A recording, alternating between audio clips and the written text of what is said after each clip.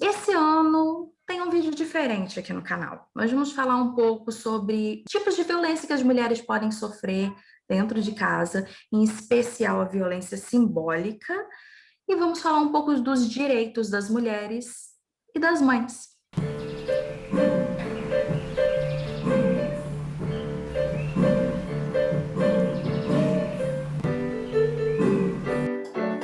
Oi, meu bem, tudo bem? Hoje eu tô aqui com o Rafael Oi, Guedo. Rafaela é advogada. Vamos começar, para você que está aí do outro lado e nunca ouviu falar em violência simbólica, tentar definir, assim, por linhas muito gerais, o que é violência simbólica. Já teve vídeo aqui no canal sobre isso, eu vou deixar os links aqui na descrição. Mas, no geral, é um tipo de violência que ela não é física, pode vir ou não acompanhada de violência física, mas ela é uma violência psicológica, é uma violência que começa a minar a sua autoestima, geralmente vem do parceiro, pode vir de um chefe, não é só no casal que isso acontece, inclusive não é só com mulheres que isso acontece, mas o nosso foco hoje é falar de mulheres. Só que a violência simbólica pode atingir todo mundo em vários tipos de relações, em várias esferas, que vai te minimizando, que vai fazendo você acreditar que você é incapaz, ou que você tá louco ou louca, e que você precisa daquela pessoa que é o seu agressor, que é a pessoa que tá ali cometendo essa violência com você, mas você começa a ver essa pessoa como essencial na sua vida. ela é uma violência muito sutil, né? Várias vezes a gente vai perceber que a gente vai ter uma classe, né, de dominados e de dominantes. E aí, geralmente, essa classe de dominantes vai ser constituída por homens brancos, né, héteros, cis e tudo mais. Vai ser aquela ideia já de patriarcado que a gente conhece. E a violência simbólica, várias vezes, ela vai se dar por discursos, na forma de comunicação, na forma de falar. E muitas vezes a gente vê esse grupo de dominados reproduzir essa violência simbólica, porque muitas vezes ela não é tão perceptível, ela passa despercebido para a gente. Então é muito comum a gente ver essa reprodução da violência simbólica, não só, né, no grupo dos dominantes aqui, mas dos dominados, que a gente pode chamar de certa forma de oprimidos. E aí você falou aí da questão de não ter só a ver com a mulher, a gente vai ter a violência simbólica num recorte muito maior, na questão da comunidade LGBTQI+, né, na questão do racismo, tudo isso vai estar ligado, e várias vezes a gente vai ver essa reprodução entre membros, né, que a gente considera na sociedade como oprimidos, como mais vulneráveis. E como a Thaís falou, eu não sei se você fala Thaís, eu vou ouvindo no canal. Eu só tô ouvindo, mas de vez em quando alguém fala Thaís, então tá tudo certo. Como a Thaís falou, essa violência, ela pode ser ou não seguida de uma violência física, o que dificulta muito a questão na hora de tipificar que tipo de violência é essa na prova e tudo mais, né? É uma coisa muito sutil, quase invisível, né? É muito difícil você tipificar essas condutas. Você não pode simplesmente... Eu vou dar um exemplo, assim, que eu considero como violência simbólica, talvez não seja, né? Porque eu ainda não sou formada em sociologia e tudo mais. Eu acho que isso é muito no campo, né? Das ciências sociais, que eu admiro muito, que eu tenho muita vontade, assim, de chegar lá, mas ainda não tô lá. Estou aqui no direito. Mas, por exemplo, quando a gente assiste um programa de TV, ou futebol, eu estava pensando nisso esses dias. O futebol, geralmente você tem a imagem das mulheres, quando você assiste essa questão de futebol, não como telespectadoras e pessoas que gostam de assistir esse esporte. Geralmente vai estar associado à musa do Brasileirão lá. E isso é uma certa violência simbólica que coloca a mulher nesse lugar de objeto, né? A mulher, ela faz parte daquilo ali, mas daquela forma estabelecida pelo grupo dominante, né? Como objeto. E você não pode simplesmente chegar numa delegacia e falar assim, olha, eu vi as fotos da musa do Brasileirão e eu me senti atingida porque eu sou mulher E eu acho que isso é uma afronta e coloca a mulher numa posição de objeto. É muito difícil, né? Esse diálogo do que não é muito palpável, do que fica mais no abstrato, no geral ali. Então, o direito, a gente só consegue, né, alcançar condutas que são tipificadas. E quem faz essa tipificação, né? É a classe dominante. A gente vai ter, né, o executivo, o legislativo, e geralmente são compostos por homens, né, brancos, algumas vezes meio malucos aí, né, como a gente vê no executivo. Mas tem essa certa dificuldade de tipificar a conduta, por não deixar muito vestígio, por ser uma coisa muito no campo do psicológico. É muito difícil você provar isso, né? Várias pessoas já perceberam isso. Inclusive, a gente vai ter, vou mostrar aqui. É um livro muito bom, que é um processo penal feminista, que tem como... meu livro é todo marcado, isso mesmo. Que tem como ideal, assim, né, demonstrar essas violências veladas, que nem sempre são tão veladas assim, mas não são tipificadas, e são reiteradas pelo judiciário. É como se o judiciário percebesse e ele confirma essa violência. Ele repete, né? Ele entra nessa loucura da repetição. Então, aqui nesse livro da Soraya Rosa Mendes, se um dia ela assistir esse vídeo, não sei, por favor, assista. Manda um beijo pra mim, que eu sou sua fã. Ela tem uma ideia de uma virada epistemológica feminista, né? De você usar o processo penal, mas você instrumentalizar esse processo com outra visão. Porque você não pode tratar a mulher e o homem, por exemplo, dentro do processo penal da mesma forma, porque a gente tem diferenças, né? A gente é muito marcado pelas diferenças, né? A moral em cima da mulher é muito maior, o discurso moral é muito, muito forte. Então, isso precisa ser modificado. E a gente pode perceber que o direito, ele por mais que a gente tenha essa ideia da violência simbólica, talvez como um instrumento para manter um status quo, né? Essa questão de manter ainda a classe dominante como dominante, a classe dominada como dominada. Sim, você percebe que o direito ele não é estático. Apesar dele demorar muito, as mudanças são muito lentas, ele muda. Então, você vai perceber que, por exemplo, com a Lei Maria da Penha, uma mudança gigantesca para as mulheres.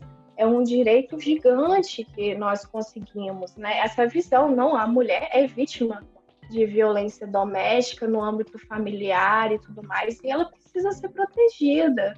Então, você vê que, aos poucos, o direito vai sendo modulado, ele vai ser obrigado a se modular, né, de acordo com a necessidade da população. População essa que não é só dos dominantes, também é dos dominados. Porque parece sempre que o direito está alguns anos atrás da gente. O direito é uma área muito formal, então ele demora a pegar as mudanças que estão na cultura, que estão na sociedade, na vida das pessoas. Demora a chegar no direito, né? Pela sua formalidade, pela própria estrutura da área. Sim, e além disso, a gente vai olhar a composição, né, de uma faculdade de Direito, e nesse livro que eu mostrei para vocês, a Soraya fala disso também, da quantidade de professoras mulheres, é muito pouco, sabe? Então, tudo que é ensinado também é ensinado com a visão masculina, né? Você não tem aquele olhar feminino que a gente tem, né? E que esse olhar feminino, ele não é igual, porque nós temos as nossas próprias especificidades, certo? A gente vai ter um feminismo que ele nunca vai ser igual para todo mundo, porque a gente vai ter o feminismo negro, a gente vai ter a interseccionalidade aí, né, da questão racial, a gente tem o feminismo colonial e tudo mais, porque as mulheres na América Latina não podem ser vistas como as mulheres da Europa, por exemplo. Então, a gente vai ter essa diversidade, e eu acho que eu estou fugindo da pergunta. A violência simbólica e psicológica, ela é parte de relações abusivas. Ela é, inclusive, um componente essencial, primordial de relações abusivas, porque é a partir desse tipo de violências que a relação se torna abusiva. E muitas mulheres têm medo de sair dos seus relacionamentos abusivos, quando elas se percebem dentro deles, que também é um outro processo, né? Mas elas têm medo de sair por medo de perder os filhos, né? Muitas vezes esse marido, ele coloca um terror psicológico ali na cabeça dessa mulher, né?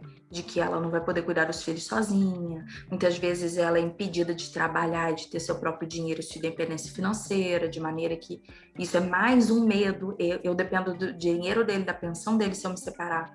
E aí eu não vou ficar com os meus filhos, né?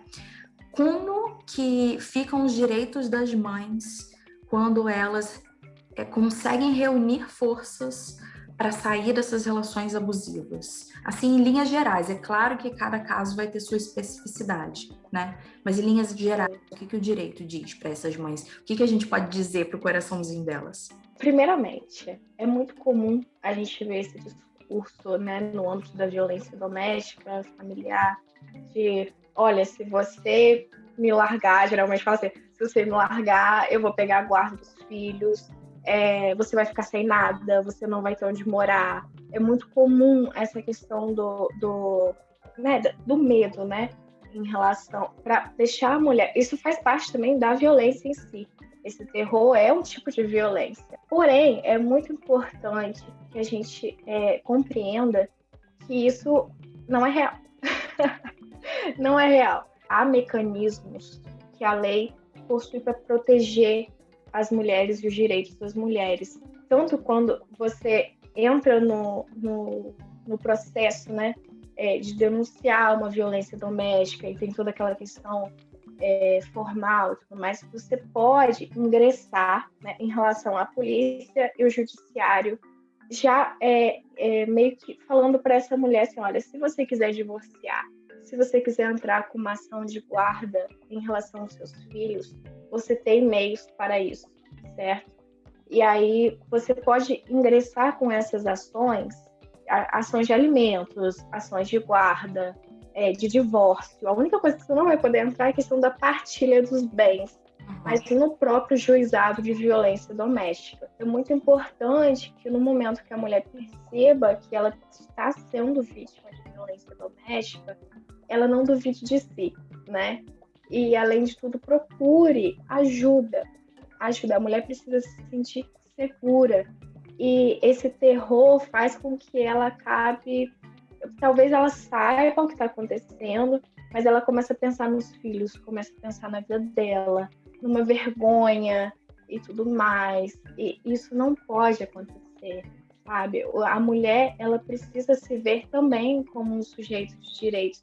Merece ser feliz, livre de qualquer tipo de violência, porque violência não é amor. E todos nós precisamos de amor e não violência.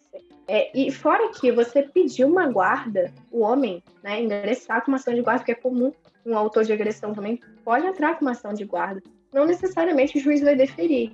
É muito importante que a gente tenha essa noção também. Não é porque você pediu que vai ser dado.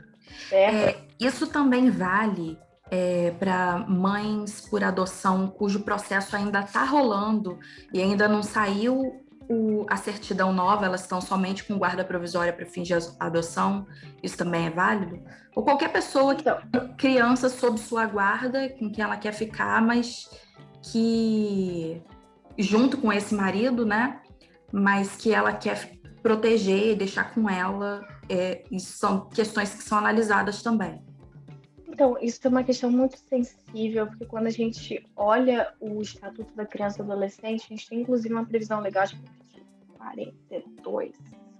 Não tenho certeza do número do artigo, vou ficar devendo essa também, mas eu acho que é no artigo 42, parágrafo 4º, talvez, que fala que quando você tem um pedido de adoção, né? Você tem um processo de adoção conjunto, casal.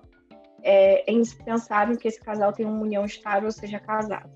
Só que aí você vai ter essa ressalvazinha no parágrafo 4º, talvez, que fala assim, se você provar que o período de estágio de convivência já tinha sido iniciado enquanto esse casal ainda estava junto e que esse casal acorde em relação à guarda, em relação à visitação, e também que exista um vínculo afetivo, né, entre esse infante e o genitor que não vai ficar com a guarda ou a genitora, você pode manter esse processo de adoção. É uma exceção que a gente vai ter na questão do casamento aí. Então, eu acredito que possa ser possível aplicar todos esses mecanismos também no processo de adoção. Porque, na verdade, o que vai estar visando nesse caso vai ser a proteção do infante, né? O melhor interesse da criança e tudo mais. No caso de uma mãe que tem a guarda integral do seu filho e ela é separada do pai da criança e ela resolve se mudar de estado porque passou num concurso, porque vai trabalhar lá, porque vai reconstruir a vida dela em outro estado, diferente do estado que o pai mora. E isso inviabiliza que o pai visite com muita frequência, porque mudança de estado é caro, é longe, né? Isso pode inviabilizar visitação, por exemplo. Isso se configura necessariamente em alienação parental? Não. Alienação parental, na verdade, você precisa observar o dolo O dolo que eu digo é a vontade. Qual o interesse, né? Essa mulher está mudando de estado por quê? Porque ela quer afastar a criança do pai? Não. Ela quer mudar de estado porque ela conseguiu um emprego e tudo mais. A alienação parental ela vai ficar configurada quando você tem essa vontade, esse interesse de afastar, né, o filho da convivência e com o genitor ou a genitora, né, porque não se aplica só em relação ao homem, né, a gente às vezes tem casos em que a mãe, mas isso precisa ficar muito claro, né, essa vontade de criar na criança uma certa repulsa em relação ao outro, o genitor. Nessa questão de fazer a cabeça da criança, né? Em palavras mais diretas, fazer a cabeça da criança. Dificultar essa comunicação. Não é porque você está em outro estado que você não pode se comunicar com o seu filho. Por exemplo, eu estou em São Paulo e você está no estado do Rio. A gente está conversando aqui. É completamente possível. Você manda... Claro que a distância é uma coisa ruim e tudo mais, mas você pode ligar, sabe? Você pode se fazer presente sem estar presente.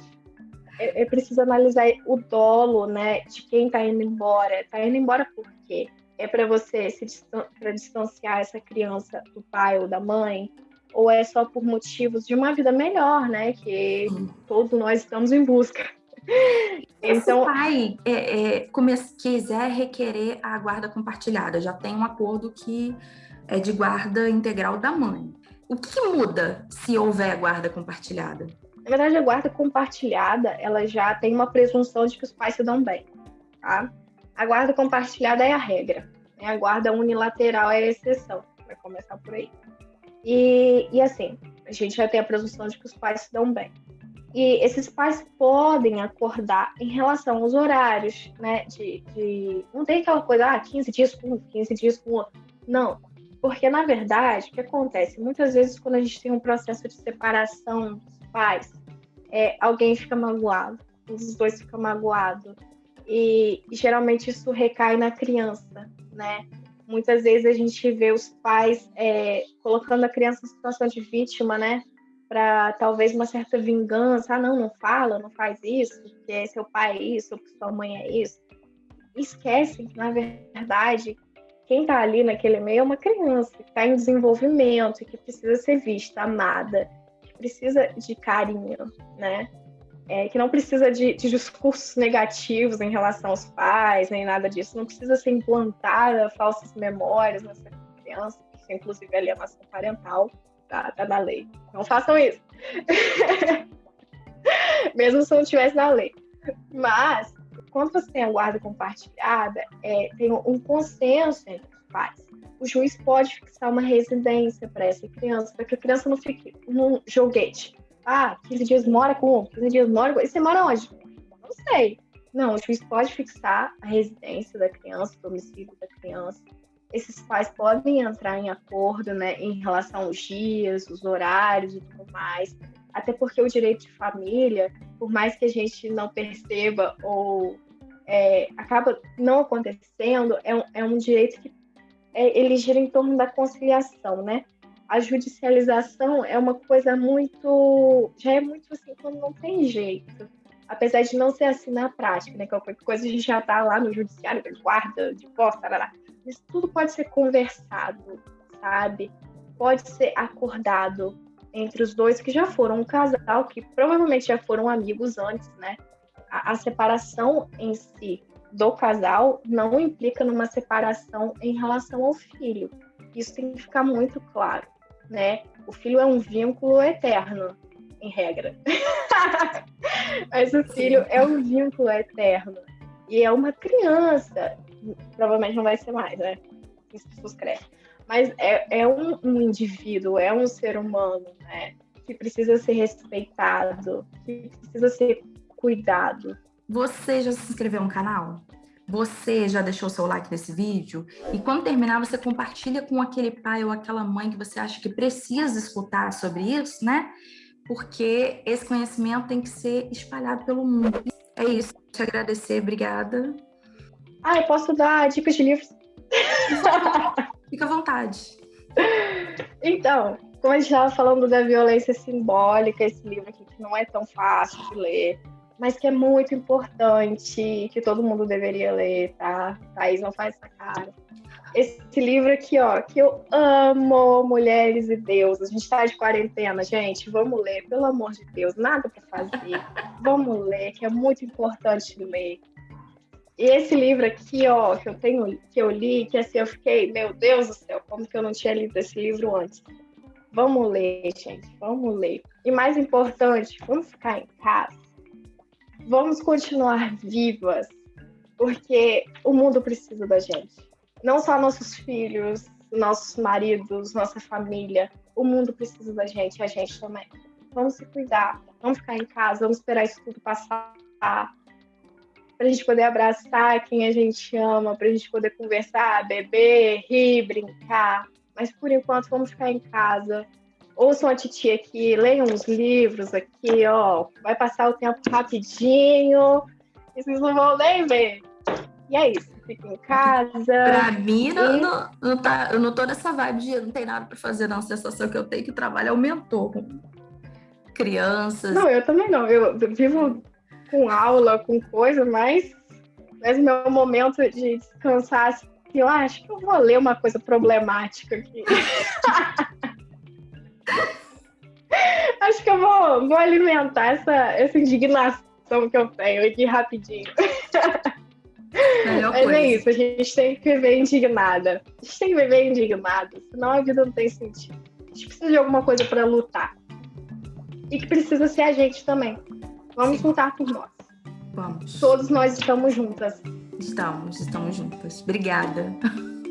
Foi ótimo. Um beijo.